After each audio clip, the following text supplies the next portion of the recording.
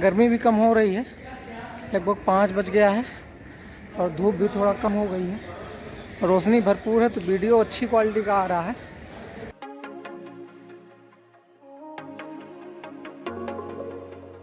तो गाइस फिलहाल सभी कामों से हो गई छुट्टी, सब काम निपट गए, खाना पीना भी हो गया और हॉस्पिटल का भी काम हो गया। अब खाली दिन भर घूमना है। ट्रेन है शाम को क्या रात को 10:30 बजे है। उसके बीच का जो टाइम है ना, वो सिर्फ हम लोगों को दिल्ली गुड़गांव एक्सप्लोर करने के लिए है। तो अभी यहाँ से निकलते हैं हम लोग मेट्रो के लिए। थोड़ा नई चीज़ें भी देखने को वहाँ से मिल जाएंगी और उसके बाद फिर अभी फिलहाल यहाँ से चलते हैं हुड्डा सिटी सेंटर।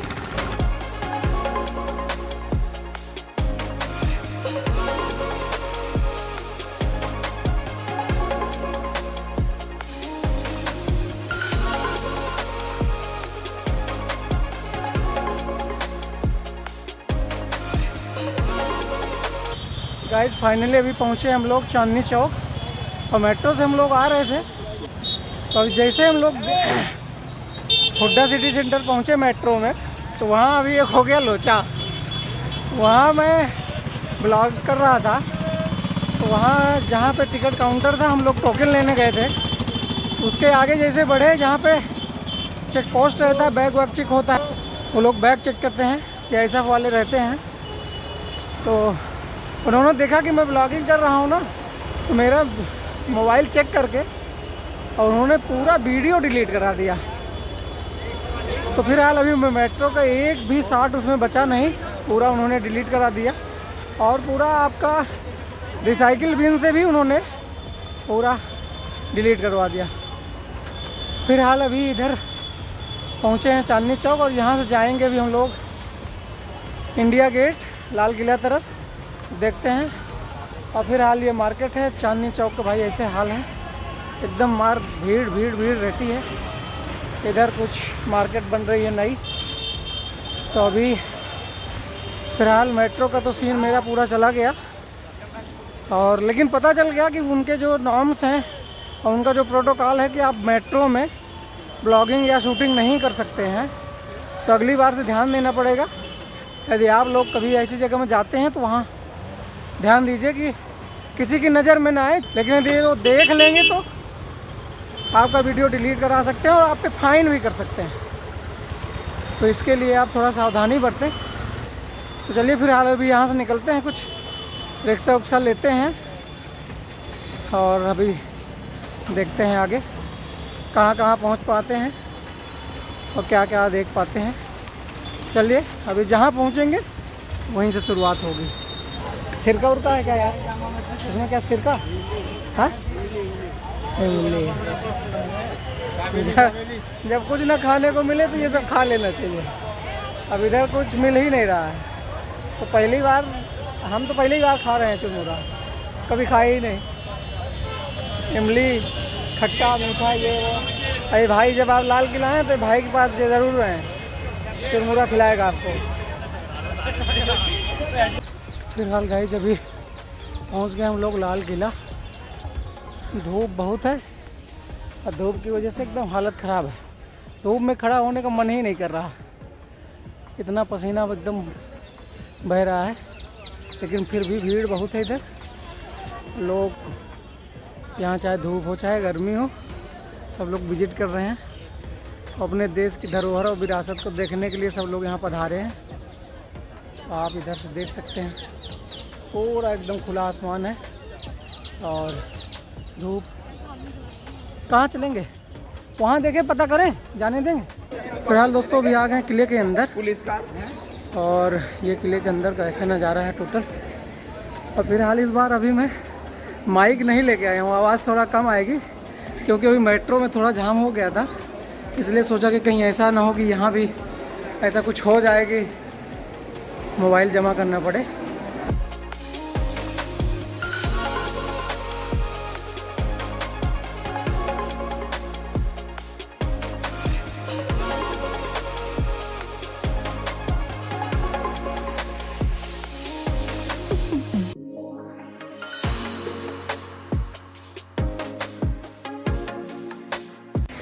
फिलहाल गाइस सुपर व्यू है और सुपर गैदरिंग है। फिलहाल पहली बार एक्सपीरियंस है, बहुत अच्छा लग रहा है। और आप जब भी कभी आइए, आप सिर्फ बाहर से देख के न लौट जाइए, अंदर आइए। यदि लाल किला को अच्छे से देखना और जानना है तो अंदर आना बहुत ज़रूरी है, और बाहर से तो सिर्फ झांकी है। तो गाइज ये जो आप बिल्डिंग देख रहे हैं ये है नौबत खाना, और यहाँ लिखा हुआ है कि नौबत खाना या नक्कार खाना, नगाड़ा घर, महल परिषद के प्रवेशद्वार के रूप में अवस्थित है। अपने गौरव काल में यहाँ वाद्य यंत्र बजाकर बादशाह या अन्य विशिष्ट पदाधिकारियों के दीवाने आम में आगमन की सूचना दी जाती थी। और ये ऐसा माना जाता है कि परवर्ती मुगल शासकों जहांदार शाह 1712-13 ईस्वी एवं फर्रुखसियर 1713 से 19 ईस्वी की हत्या इसी नौबत खाने में कर दी गई थी। इस बिल्डिंग के बारे में यदि आपको दिखाएं तो ये लगभग, यदि ऐसे देखने में समझ में आ रही है तो लगभग 40-50 फीट ऊंची बिल्डिंग है। ना कोई पिलर है और ना कोई इसमें ऐसी टेक्निक है, लेकिन ये एकदम हवादार और ऊंची बिल्डिंग सबसे सुरक्षित है अभी तक। और ये जो पुरानी हमारी इतिहास की जो भी इमारतें हैं उनको जिस विधि से बनाया गया है वो विधि आज भी कारगर है, और देखने के लिए और इतिहास को जानने के लिए ये अभी भी मौजूद है। ये है भैया नौबत खाना, इसकी ये हाल अंदर से है।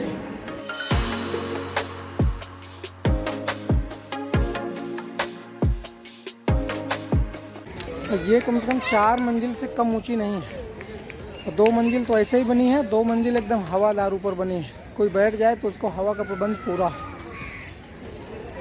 चलिए अब आगे किसी और बिल्डिंग में चलते हैं, उसके बारे में थोड़ा सा जानकारी देंगे और मैं देखूंगा भी, क्योंकि मैं भी पहली बार आया हूं, आपको भी दिखा रहा हूं जो जो मुझे समझ में आ रहा है, और जो जो चीज़ें देखने लायक लग रही हैं वो आपको मैं एक्सप्लोर करके दिखाऊंगा। तो भाई साहब इस जो इमारत का नाम है वो है दीवाने आम, और इसका मतलब ये है कि दीवाने आम नागरिकों का कक्ष है, जहाँ शाहजहाँ 1628 ईस्वी से 58 ईस्वी तक आम जनता से मुलाकात एवं शिकायतें सुनते थे। चलिए दिखाते हैं आपको दीवाने आम। फिलहाल ऐसा कुछ नज़ारा है दीवाने आम का बाहर से। ये आपको दीवाने आम दिखाएं, ऐसा कुछ नज़ारा है। और भी चलते हैं इसके अंदर, देखते हैं।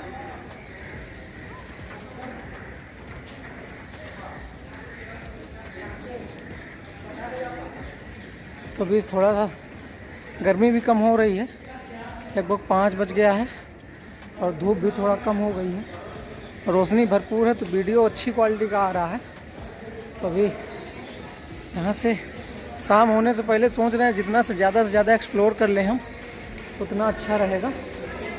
और ये लाल पत्थर से बना हुआ है, मुग़ल कालीन इमारत है सब ये, और मुग़ल कालीन इमारतों में जो उनका भवन निर्माण की जो कला है उसका एक बेजोड़ सब नमूना है।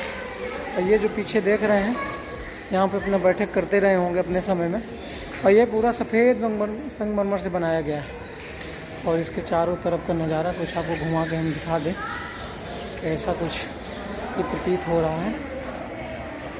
चलिए भाई साहब, ये बिल्डिंग है दीवाने खास, शाह महल के नाम से भी इसे जाना जाता है। ये बादशाह द्वारा खास दरबारियों और मेहमानों के लिए चर्चायुक्त निजी मुलाकात कक्ष के रूप में प्रयोग किया जाता था। तो ये पीछे दिखाते हैं, इस भवन निर्माण कला का एक भव्य उदाहरण है। अभी आपको मैं पीछे दिखाता हूँ। ये पीछे देखिए, ये मुग़ल कालीन जो इमारतें थीं और उसका जो भवन निर्माण कला का एक जो नमूना है, एकदम अलग ही नमूने की पेशकश। और ये उस समय कलर्ड बनाया गया है अपने समय में, जो आज हम सोच भी नहीं सकते कि इतना भव्य और इतना, ये एकदम प्योर मार्बल लगा हुआ है, प्योर वाइट मार्बल से बना हुआ है और पूरा एकदम आप देखेंगे कि एकदम चमक रहा है और पूरा नक्काशी के साथ और कलर्ड एकदम बनाया गया है। अभी तो फिलहाल यहाँ नेचुरल रोशनी है और नहीं तो उसके बाद जो है लाइटिंग में और ख़ास भी लगता होगा। तो फिलहाल यदि मौका मिले सब लोग अपना विजिट करिए, आइए देखिए। और अभी थोड़ा पीछे से इसका व्यू लेते हैं, क्या कैसी बिल्डिंग लगेगी। ये ऐसे कुछ दिख रही है और ये इतनी बड़ी बिल्डिंग है, दीवाने ख़ास, और वीआईपीओ के लिए ही बनाया गया था ये, तो वीआईपी है भी फिलहाल। चलिए देखते हैं और कुछ इसके आगे। अब जाके भाई ठंडी हवा लगी, पता नहीं कहाँ हवा छुपी हुई थी। भाई ये तो पूरे एक दिन से ज़्यादा की घूमने की जगह है, तो हम लोग चाहते हैं कि इसको 2 घंटे में ख़त्म करें। कैसे ख़त्म होगी, नहीं हो पाएगी। फिलहाल चलिए जितना देख पा रहे हैं, नहीं फिर कभी मौका मिलेगा तो फिर से देखा जाएगा। भाई साहब ये है जफ़र महल, और जफ़र महल का मतलब ये है कि बहादुर शाह जफ़र द्वारा यह 1842 ईस्वी में बनवाया गया था और ये हयात बख्श बाग के बीचों बीच और सावन भादव मंडपों के सीध में मौजूद और लाल पत्थर से बना हुआ है।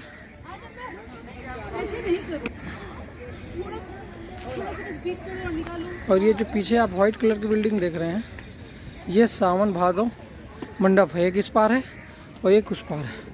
ये जो लाल वाली बिल्डिंग आपको दिख रही है, और पीछे दिखाता हूँ, ये एक मंडप पीछे है, एक मंडप आगे है। ये सावन भादव मंडप है, इसके दोनों के बीच में बहादुर शाह जफर ने लाल कलर का अपना महल बनवाया था। और फिलहाल ये जब बना रहा होगा तो ये पूरा अंदर पानी के बीच में रहा होगा, क्योंकि पानी भरने की व्यवस्था लग रही है। फिलहाल अभी ये जर्जर हो चुका है। चलिए और कुछ देखते हैं।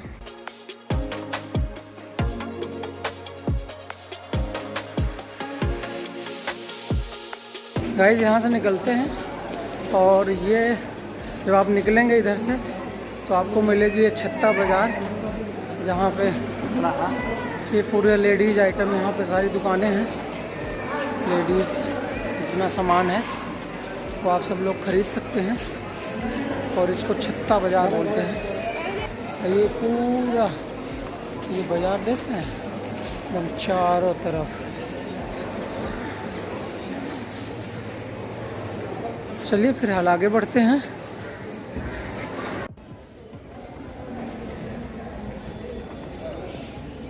ये जो एरिया है, जब आप आएंगे तो ये एंट्री का एरिया है, जब आप जाएंगे तो एग्जिट के पास का एरिया है। और ये लाहौरी गेट के एकदम जस्ट पहले है। और जब आप किले में एंटर करते हैं, बाहर से आते हैं, तो ये चीज़, ये पोर्शन तिरंगा झंडा लहराता हुआ दिखता है। ये एकदम बाहर से एरिया दिखता है। ये अंदर मैं खड़ा हूँ, ये पोर्शन अभी अंदर का है।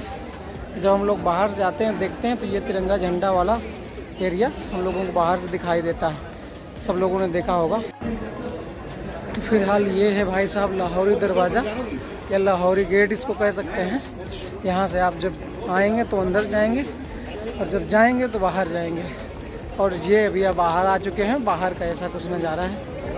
तो गाइस आप जब भी यहाँ कभी आएँ तो यहाँ आने का बेस्ट टाइम ये है कि 9 से 5 बजे के बीच में आएँ, क्योंकि 7 बजे तक तो अंदर रखते हैं, लेकिन 7 बजे के बाद वो लोग बाहर कर सकते हैं आपको। और 9 बजे के बाद जो है म्यूज़ियम भी खुल जाता है, तो आप पूरा टाइम का और अपने समय का सदुपयोग कर सकते हैं और पूरा आपको मज़ा भी आएगा। और खाली आपको किले के अंदर जाना है तो 50 रुपये टिकट है, और म्यूज़ियम भी देखना है तो 80 रुपये टिकट है। और बैग वैग रखने की व्यवस्था है। फिलहाल फुल्ली आप एकदम माइंड फ्री होकर अंदर जाके घूम सकते हैं। तो चलिए यहाँ से निकलते हैं, अभी आगे मिलते हैं किसी जगह।